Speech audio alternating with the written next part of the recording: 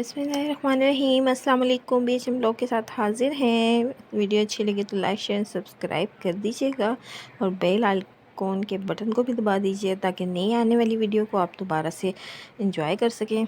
अल्लाह के बाबरकत नाम से आज की एक नई सुबह का आगाज़ करते हैं। तो आज का जो मेरा टॉपिक है वो है दुआओं के मुतालिक। मैं अपनी रोज़मर्रा की ज़िंदगी में कौन कौन सी दुआएं पढ़ती हूँ और उनके मेरी ज़िंदगी पे क्या असरात हुए, ये आपको बताऊँगी इंशाअल्लाह इस व्लॉग में। देखें, वैसे तो सभी ज़िक्र अल्लाह के बहुत प्यारे हैं।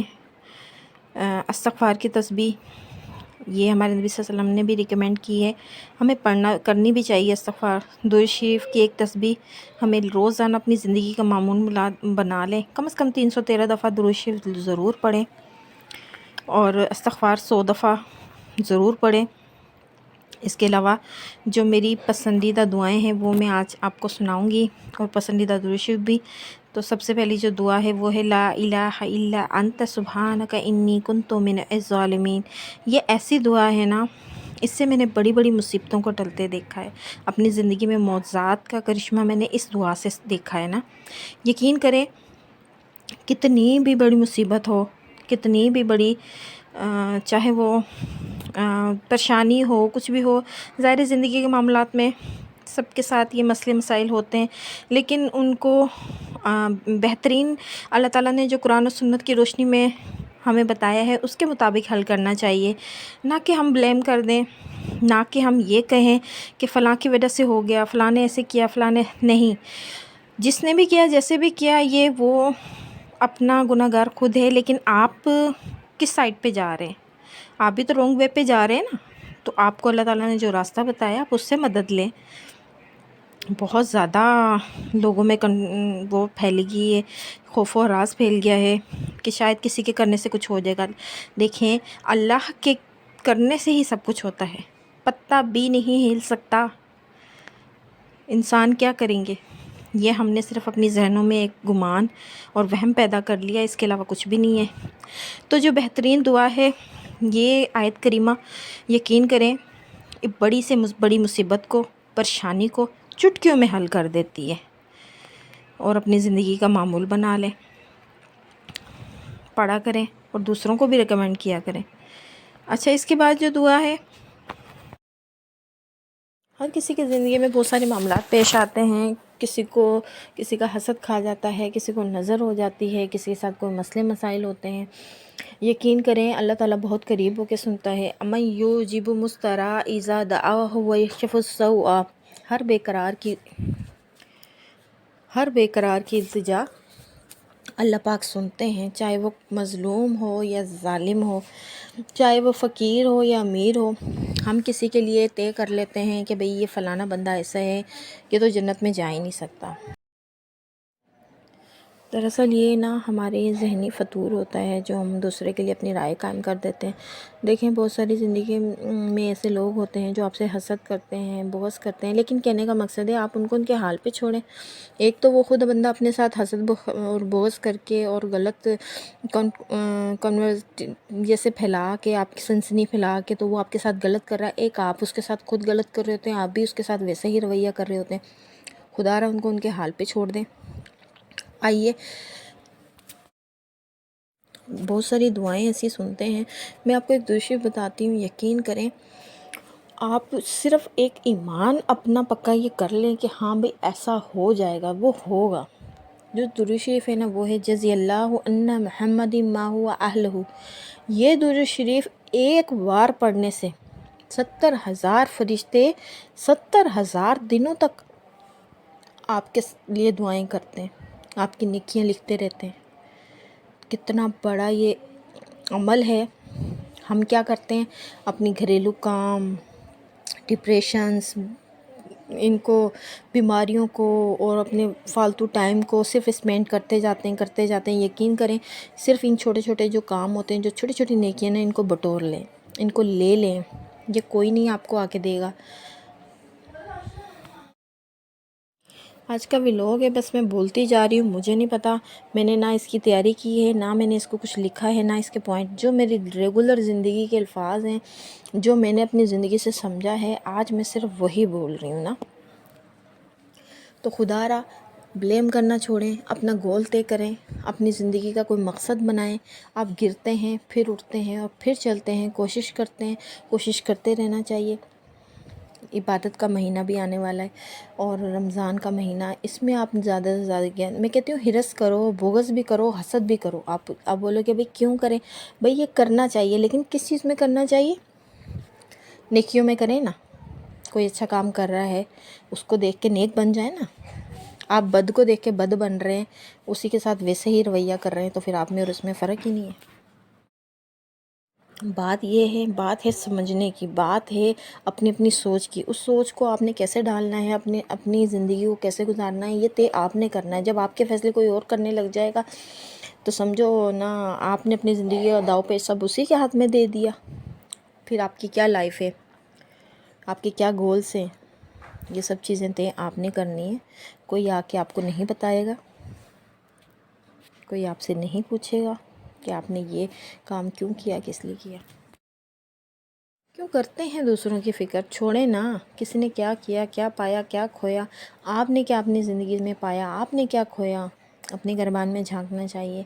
خود سے خود کا موازنہ کریں. کسی سے کسی کا موازنہ نہیں ہو سکتا. حسد کرنا، برائی کرنا، حسد جو ہے نا، حسد کے بارے میں آپ کو ایک حدیث بتاؤں. آپ سمجھتے ہیں نا کہ ہم اللہ تعالیٰ ایسی بیماریوں سے ہمیں بچائے. یقین کریں، میں ایسے بندوں کو بیماری والا ہی بولوں گی. آئی ایم سو سوری، مجھے نہیں پتا یہ چیزیں کس کس کے اندر ہیں. ہو سکتا ہے میرے اندر بھی ہیں، لیکن یہ بہت ہی بیماری ہے ایک بڑی، حسد، بغض، بخیلی. تو بخل کرنا بھی بہت غلط ہے. یہ نا حسد نیکیوں کو ایسے کھا جاتا ہے جیسے آگ لکڑیوں کو کھا جاتی ہے. اب آپ سوچ لیں، ایک حسد اتنا سا ورڈ ہے، سین دال حسد. تو ہم کہہ رہے ہوتے ہیں ہماری دعائیں قبول نہیں ہوتی. دراصل ہمارے خود کا فیل ہوتا ہے. ہماری دعائیں کیوں قبول نہیں ہو رہی؟ کیونکہ ہمارا جو رجحان اور جو گمان ہے نا، وہ دوسروں کی طرف زیادہ ہے اور خود کی طرف نہیں ہے اتنا. یقین کریں، تہجد کی نماز میں جو مانگیں وہ نہ ملے، یہ گارنٹی دیتی ہوں. آپ کو بھی پتہ ہے، لیکن تھوڑی سستیوں کی وجہ سے ہم اپنی عبادت کے مشغول کو تھوڑا سا ٹائم نہیں نکالتے. اپنے دنیاوی کاموں کو اتنا بڑھا لیا ہے کہ نہیں نکالتے.